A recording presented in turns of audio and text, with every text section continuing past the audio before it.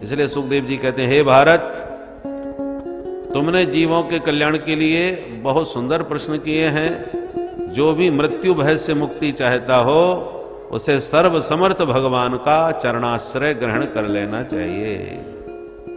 कैसे चरण में जाए? बोले श्रोतव्य, कीर्तितव्य, स्मर्तव्य। पहले भगवान की मधुर कथा सुनो, सुनते सुनते फिर भगवान की कथा तुम भी दूसरों को सुनाओ, सुनो सुनाओ। और सुनने सुनाने वाला कोई ना हो तो स्मर्तव्य, एकांत में बैठ के स्मरण करो, ध्यान करो। ध्यान कैसे किया जाता है? ध्यान करने वाले को पहले ध्यान से 4 बातों का अभ्यास करना चाहिए। जितासनो जित श्वासो जित संगो जितेन्द्रिय स्थूले भगवतो रूपे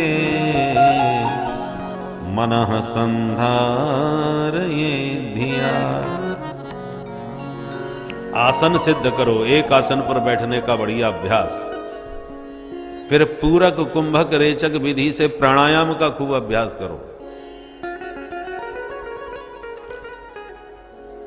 उसके बाद संसार में असंग रहने का अभ्यास करो, किसी से हमारा चित्त अधिक न चिपके,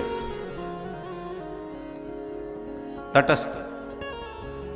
और जितेंद्रिय, इंद्रियों पर अपना अनुशासन।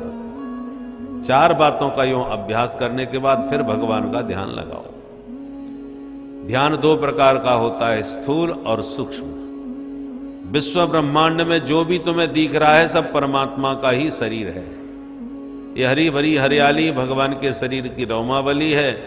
ये जितने भी पर्वत श्रृंखलाएं हैं ये भगवान की हड्डियां हैं। और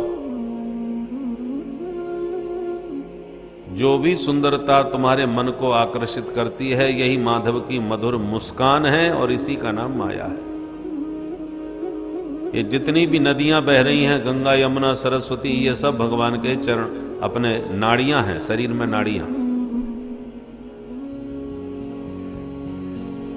हमारे शरीर में अनेक नाड़ियां हैं जिनमें रक्त संचार हो रहा है। बहुत सी नाड़ियां ब्लॉक हो जाती हैं, बहुत ज्यादा फर्क नहीं पड़ता। और जो प्रमुख नाड़ी है जो हृदय से जुड़ी हुई है, यदि उसमें ब्लॉकेज आ जाए तो हार्ट अटैक हो सकता है। हृदय से जुड़ी हुई नाड़ी में कभी ब्लॉकेज नहीं आना चाहिए, नहीं तो स्टेंट डालना पड़ता है और फिर बाईपास करनी पड़ती है। जीवन खतरे में पड़ जाता है यदि मुख्य नाड़ी में रक्त संचार रुक गया तो। हृदय से जुड़ी है नाड़ी। ऐसी संपूर्ण भारत भगवान का हृदय है और इसमें ही हजारों जो नदियां बह रही हैं ये भगवान के शरीर की नाड़ियां हैं। पर जो भगवती गंगा गंगोत्री से प्रकट होकर के सागर में जा रही है ये भारत के हृदय से जुड़ी हुई नाड़ी है। इसमें यदि विकास के नाम पर आपने ब्लॉकेज लगा दिए, जगह जगह सागर डैम बनाने के लिए गंगा जी की धारा को ही रोक दिया तो भारत के हृदय में हृदयाघात हो सकता है। इसलिए भारतवर्ष की जो प्रमुख सरिता है भगवती भागीरथी गंगा, इसमें कोई ब्लॉकेज नहीं होना चाहिए। गंगा अविरल और निर्मल निरंतर बहते रहना चाहिए, क्योंकि समस्त साधक उपासक गंगा जी के तट पर ही आराधना करते हैं। और विकास के नाम पर यदि गंगा जी की निर्मल धारा को ही रोक दिया गया तो भारतवर्ष की आध्यात्मिक ऊर्जा के लिए यह बहुत बड़ी बाधा होगी। विकास अवश्य करो, परंतु ऐसा विकास नहीं होना चाहिए जिससे विनाश उत्पन्न हो रहा हो।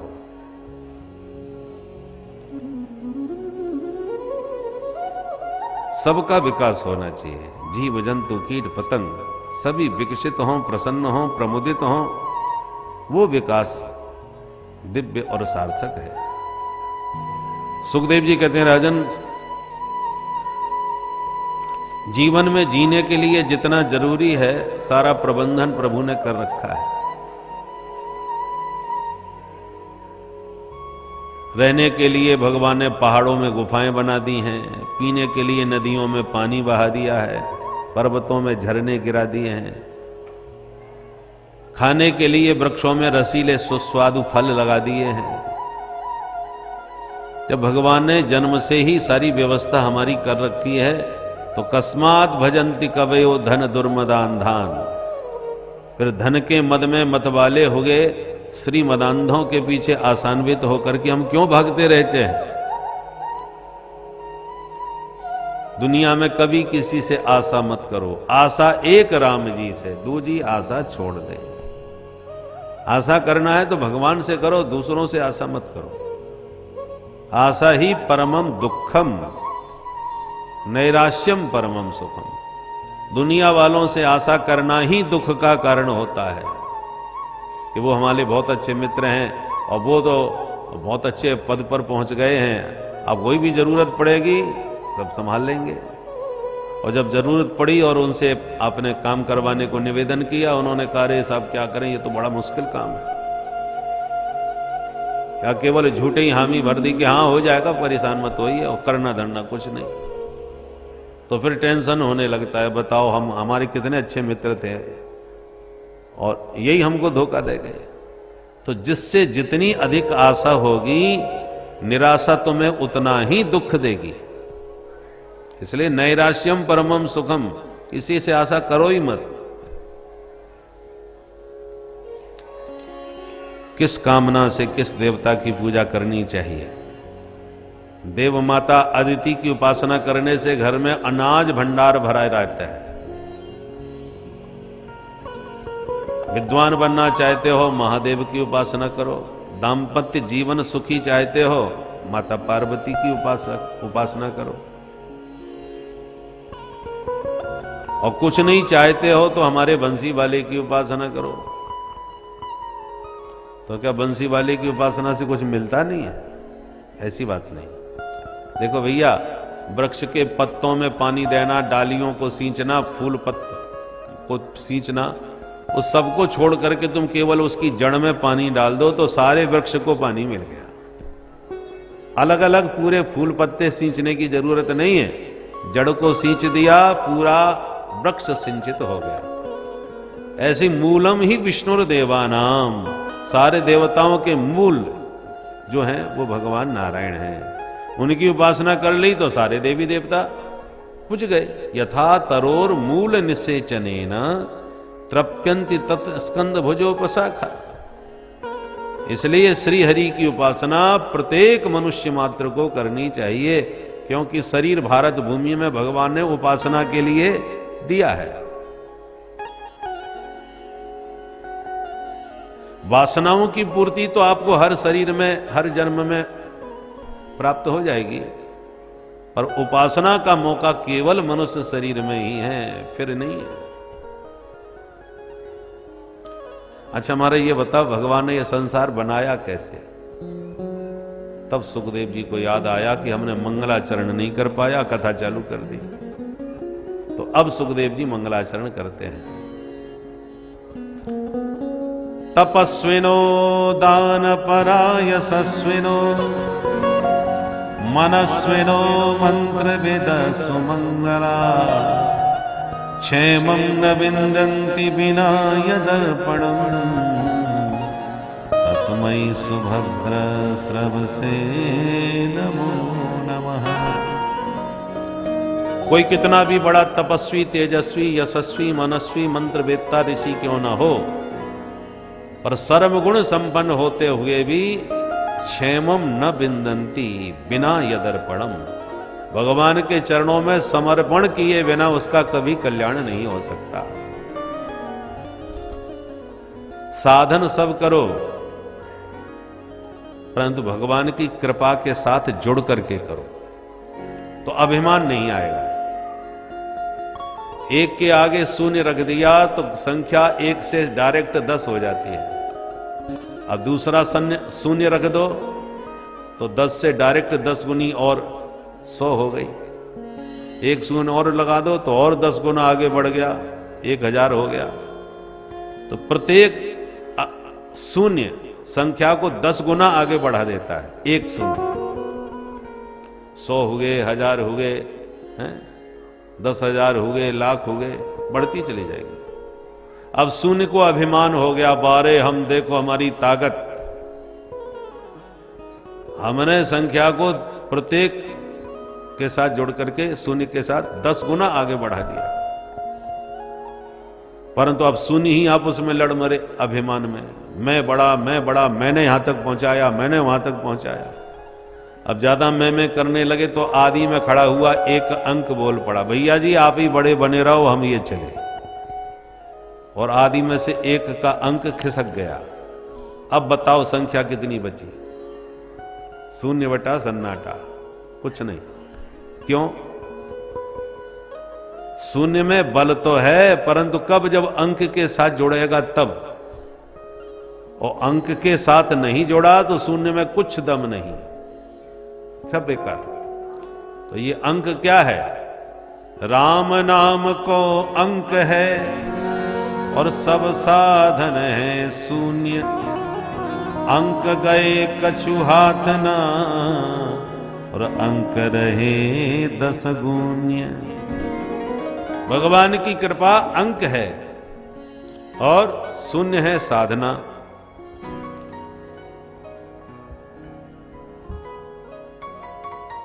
जो भी साधन कर रहे हो भगवान की कृपा के अंक के साथ जोड़ करके करोगे तो तुम्हारी साधना 10 गुना आगे बढ़ेगी।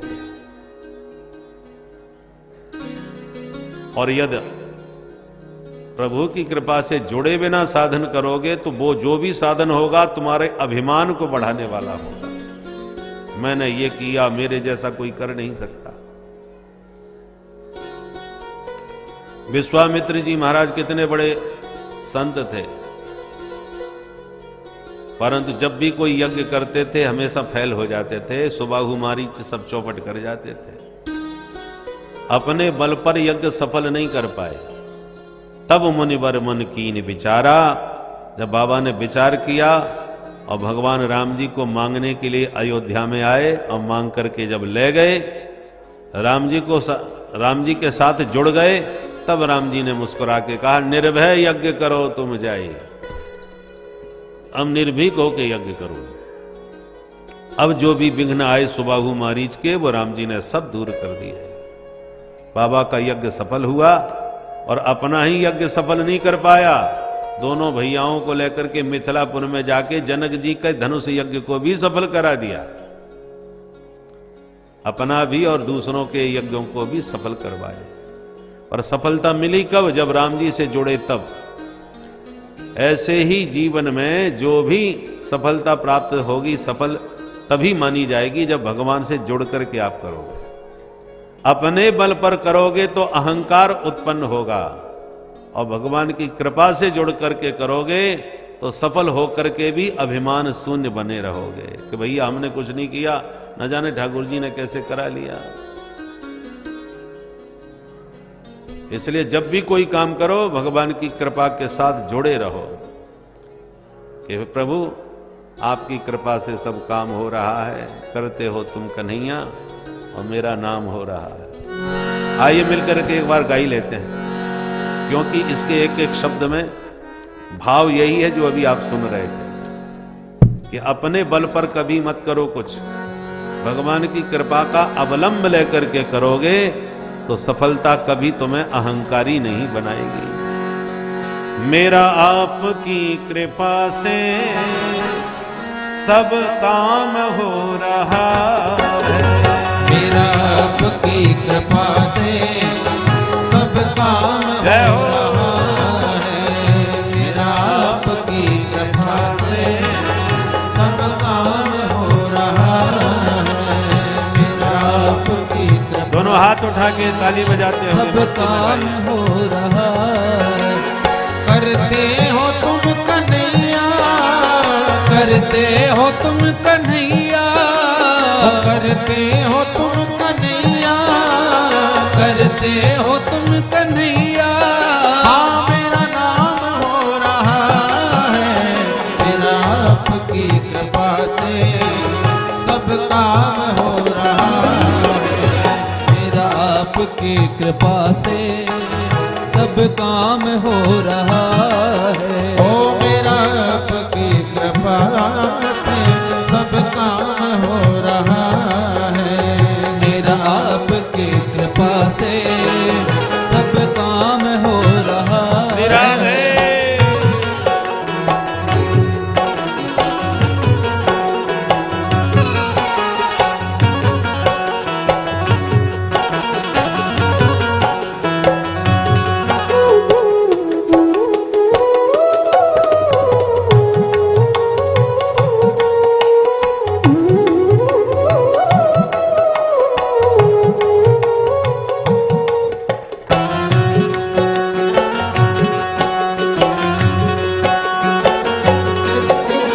पतवार के बिना ही मेरी नाव चल रही है। पतवार के बिना ही मेरी नाव चल रही है। ओ हैरान है जमाना मंजिल भी मिल रही है। हैरान है जमाना मंजिल भी मिल रही है। हाँ हैरान है जमाना ओ मंजिल भी मिल रही है। हैरान है जमाना मंजिल भी मिल रही है। करता नहीं हूँ कुछ भी, हो करता नहीं मैं कुछ भी, सब काम हो रहा है। करता नहीं मैं कुछ भी सब काम हो रहा है। हाँ मेरा आपकी कृपा से सब काम हो रहा है। मेरा आपकी कृपा से सब काम हो रहा है। जय हो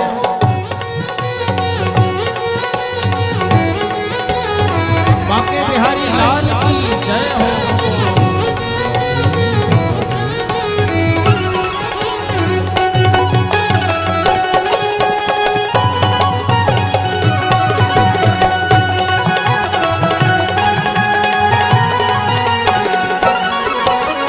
तुम साथ हो जो मेरे, किस चीज की कमी है।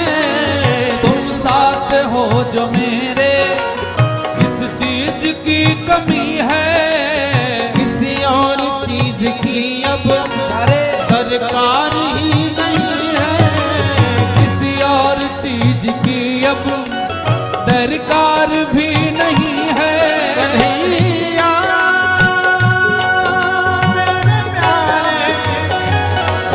मेरे प्यारे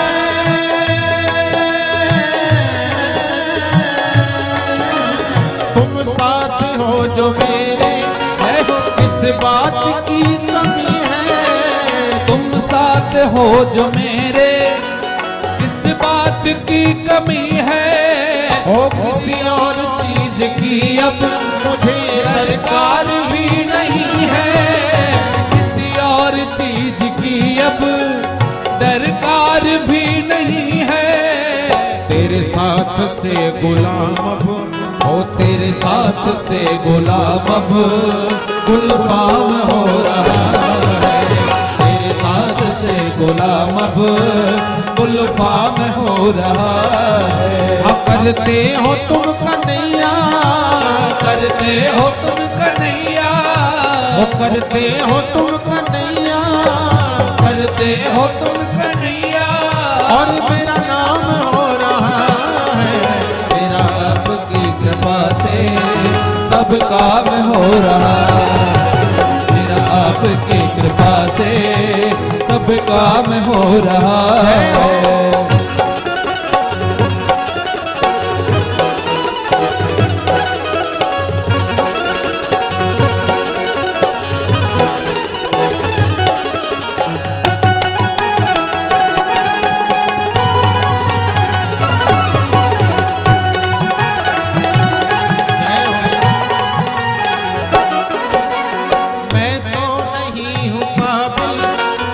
तेरा पार कैसे पाऊं। मैं तो नहीं हूँ काबिल तेरा पार कैसे पाऊं। टूटी हुई वाणी से प्रभु गुणगान कैसे गाऊं।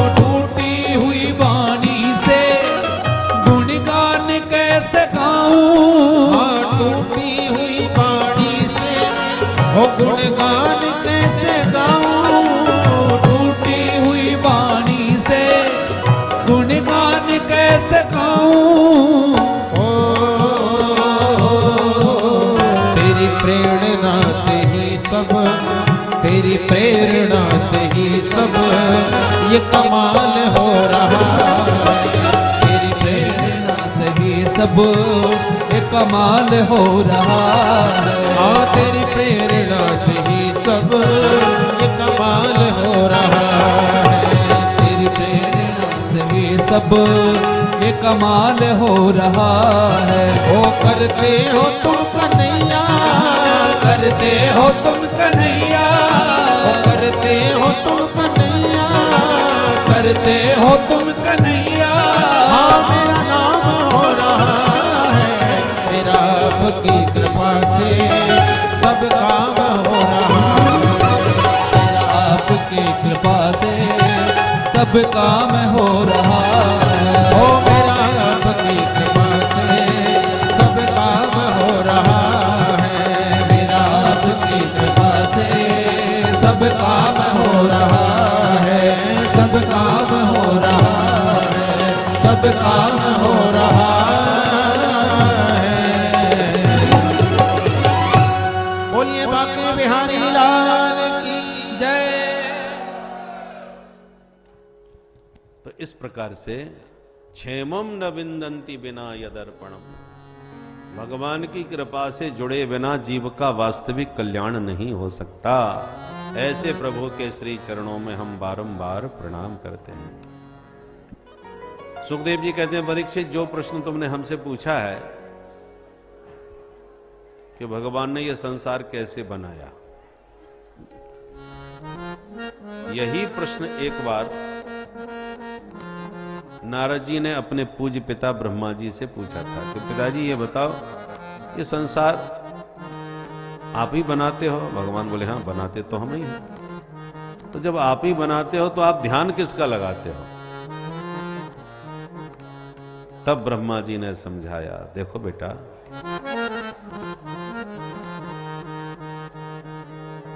भगवान श्रीमन नारायण के नाभि से एक कमल पैदा हुआ, कमल से मुझे ब्रह्मा का जन्म हुआ।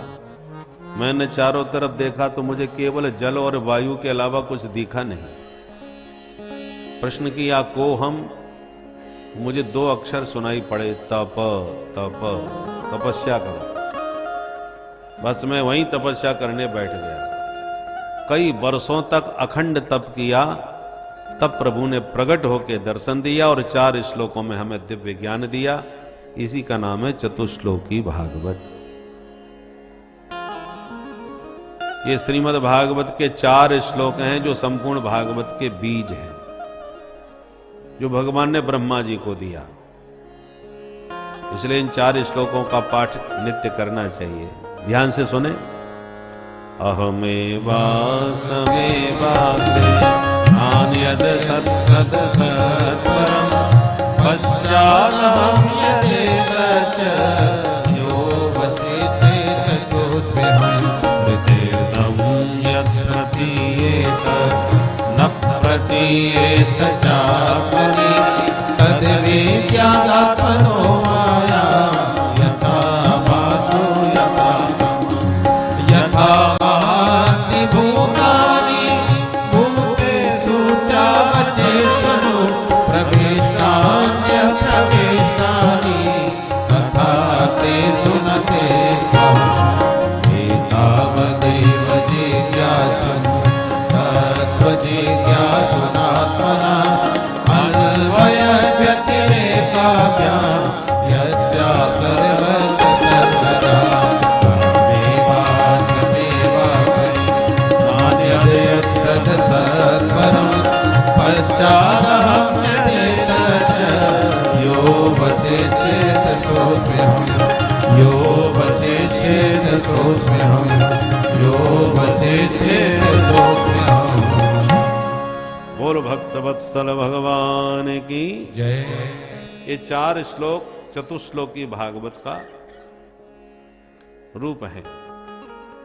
पहले श्लोक में भगवान ने तत्व के विषय में बतलाया है। अहम एव अग्रे आसम एव। भगवान कहते हैं ब्रह्मा जी जब संसार में कुछ भी नहीं था तो केवल हम ही हम थे, इसलिए जो कुछ बनाया हमने बनाया, और जो कुछ बने सो हम ही बने। हमारे अतिरिक्त संसार में कुछ भी नहीं।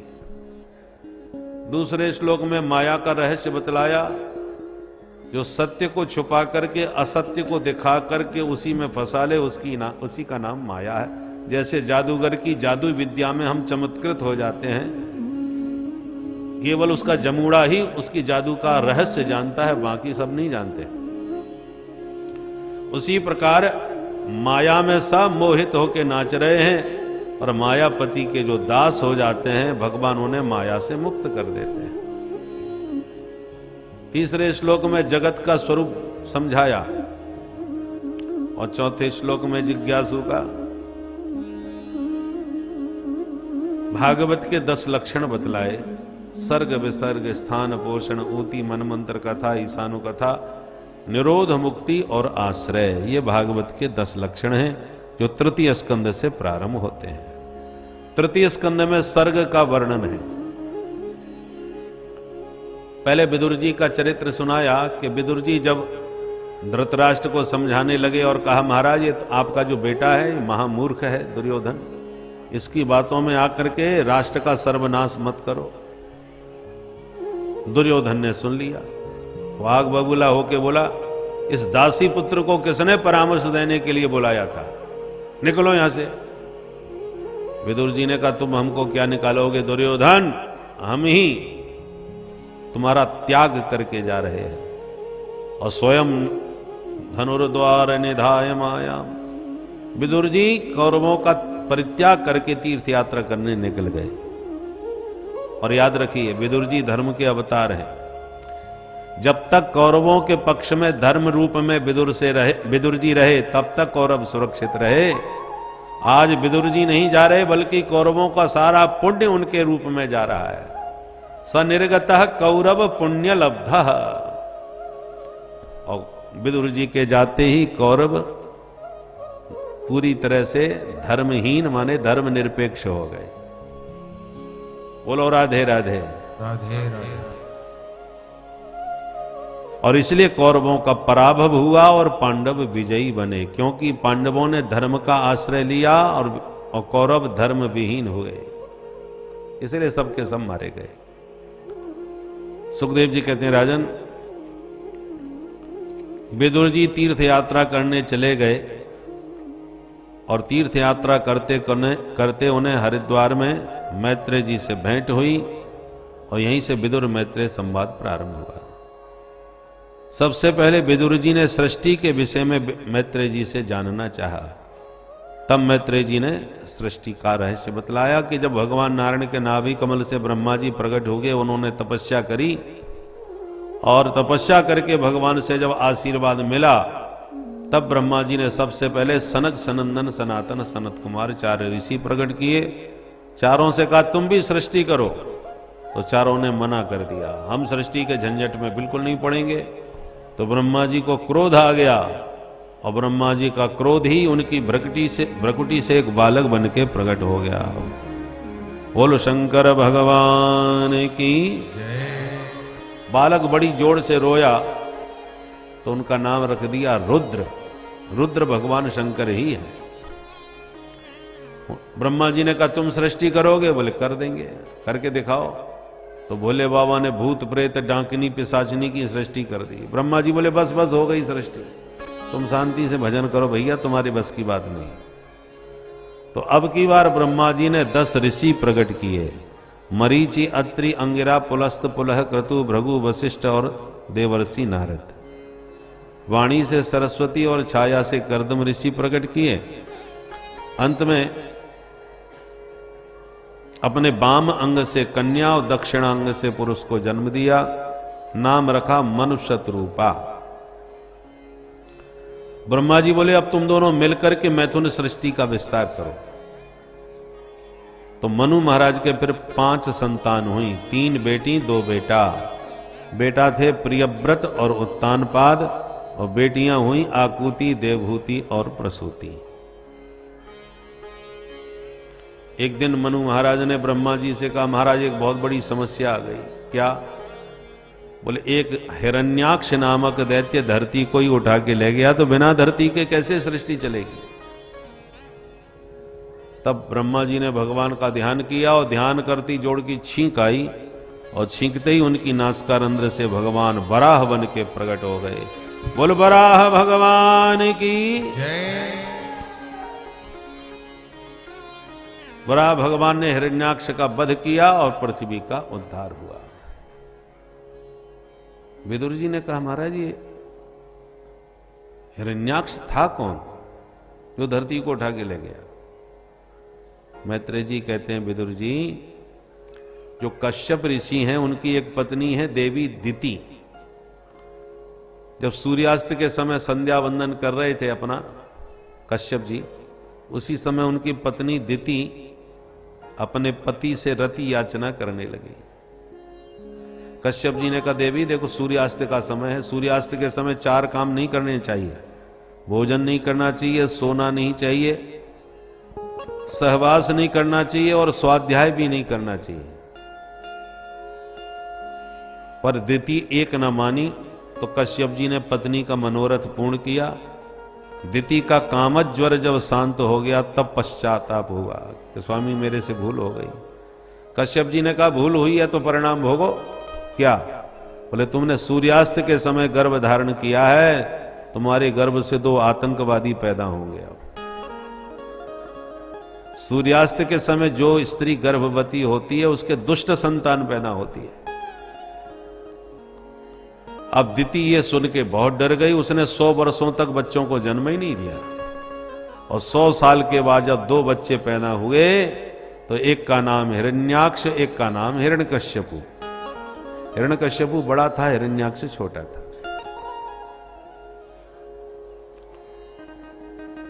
अब तो दोनों ही इतना जल्दी बड़े होने लगे कि देखते देखते दोनों का शरीर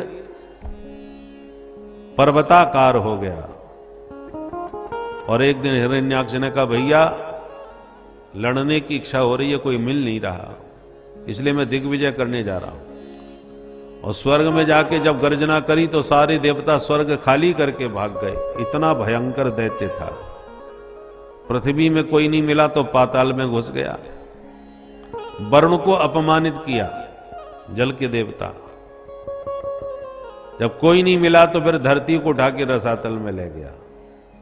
तब भगवान ने वराह रूप धारण करके इस हिरण्याक्ष का वध किया और भूदेवी का उद्धार किया। बोल वराह भगवान की जय। अब सृष्टि का विस्तार हुआ तो सबसे पहले बेटियों का वंश बतलाया।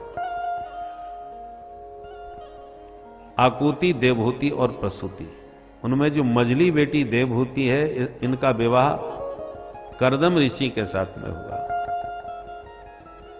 कर्दम जी के द्वारा देवहूति के गर्भ से 9 कन्याओं को जन्म मिला और 10वीं संतति के रूप में साक्षात भगवान कपिल रूप में प्रकट हो गए।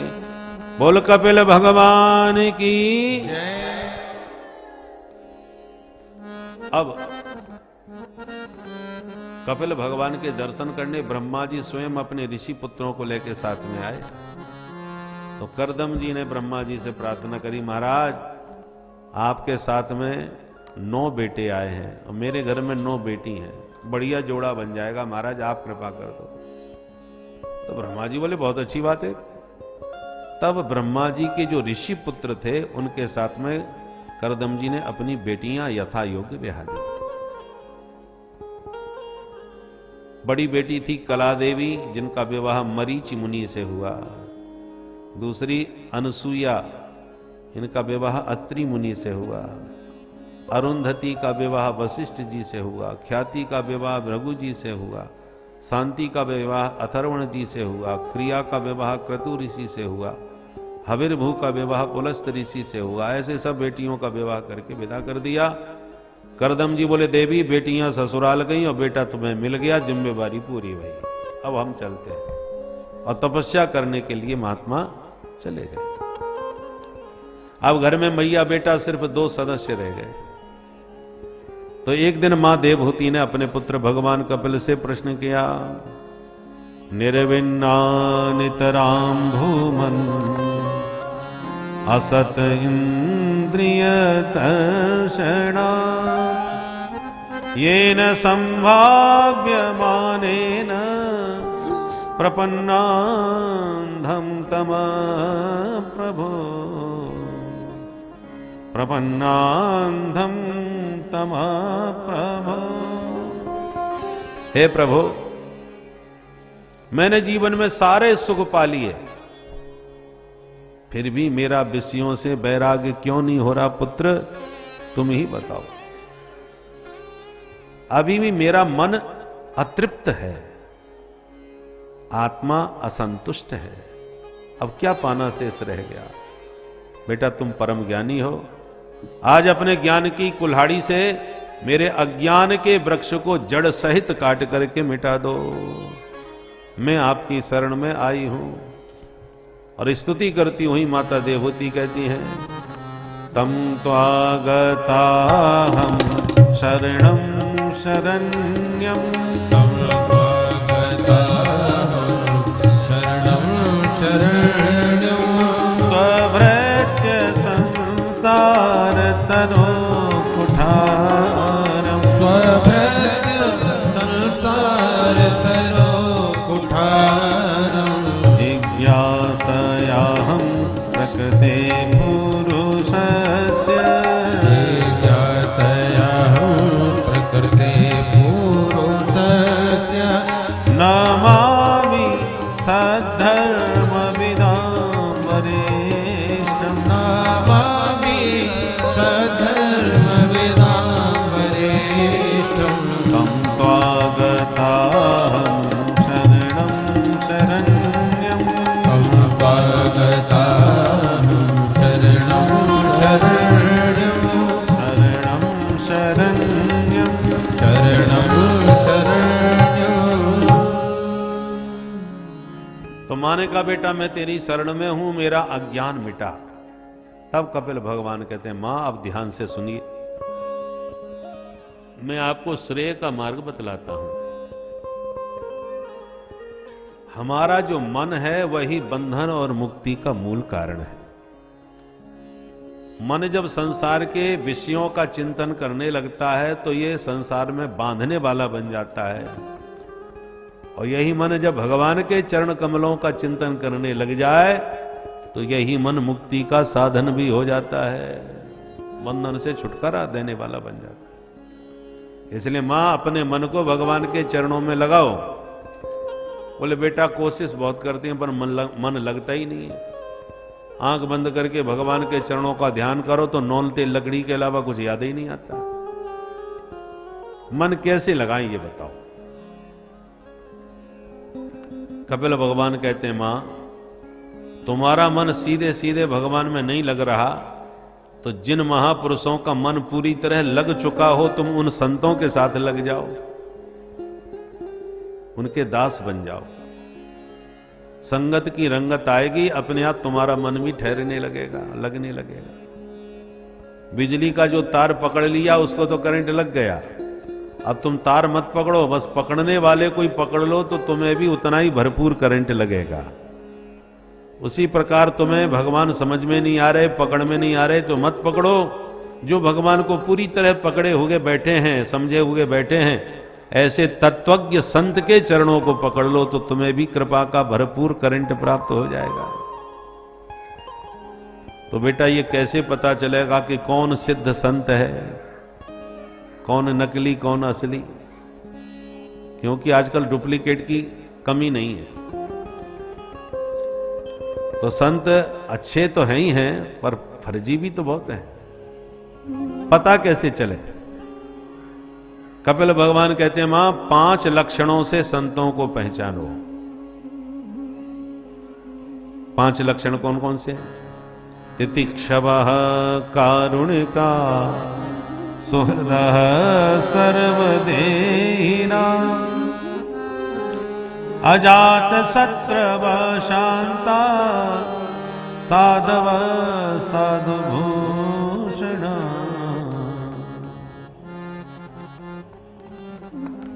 ये साधुओं के सच्चे आभूषण हैं।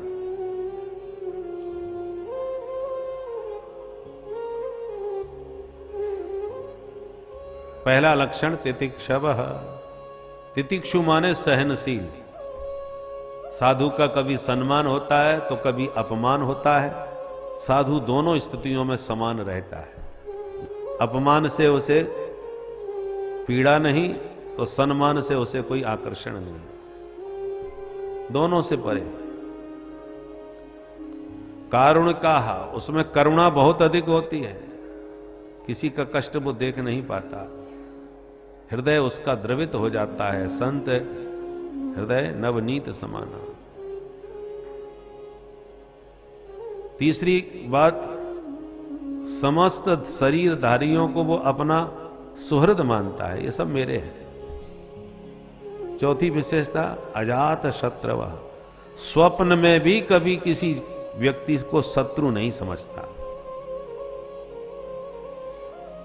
क्योंकि शत्रुता किससे करे, सब में उसे अपने प्रभु का दर्शन होने लगता है। तो निज प्रभु में देखें जगत के सन करें विरोध। जिन्हें अपने प्रभु का दर्शन ही सब में हो रहा हो तो वो बैर विरोध किसी से कैसे कर सकते हैं। ये शरीर हमारा है, चाहे हाथ का हो, चाहे पैर का हो, चाहे पेट का हो या सिर का हो, तो पूरा शरीर हमारा और सभी अंग हमें प्यारे हैं। पर कई बार भोजन में जीभ कट जाती है। अब किसी ने कहा क्या हो गया, भोजन क्यों नहीं कर रहे? बोले क्या करें महाराज, जीभ कट गई। किसने काटी? बोले दांतों ने। अब अगला व्यक्ति आपको भड़काए कि तुम्हारे दांत बड़े दुष्ट हैं भाई, जीभ को काट दिया। वो इकलौती है, सुकुमारी है, कोमल है, और ये दुष्ट लोग 32 चारों तरफ से उसको घेर के खड़े हैं और उसके साथ अत्याचार कर रहे हैं। आपने कहा भाई साहब 5 बार पहले भी ऐसी कटी थी। अच्छा, इसका मतलब कई दिनों से उस बेचारी पर अत्याचार कर रहे हैं दुष्ट लोग। उखाड़ के फेंक दो इन दांतों को। कितना भी जोशीला भाषण दे तो क्या आपको दांतों पर क्रोध आ जाएगा? एक भी दांत तोड़ सकते हो? कोई नहीं तोड़ेगा, क्योंकि सबको पता है जीभ कटने का तो दर्द हो ही रहा है, दांत तोड़ेंगे तब भी दर्द हमको ही होना है। दांत भी तो हमारे हैं। जिह्वाम क्वचित संदसति तदद्भि तद्वेदनायाम कतमाय कुप्येत। तो जो विवेक हमें शरीर में है, यही विवेक संतों को समस्त शरीरधारी संसार के जीवों में हो जाता है। इसलिए निज प्रभु में देखें जगत कहीं सन करें विरोध। सब में प्रभु का दर्शन करने वाले संत कभी किसी को अपना बैरी विरोधी नहीं मानते। ऐसे संतों का सत्संग करते करते आपका मन अपने आप ही भगवान में ठहरने लगेगा, लगने लगेगा।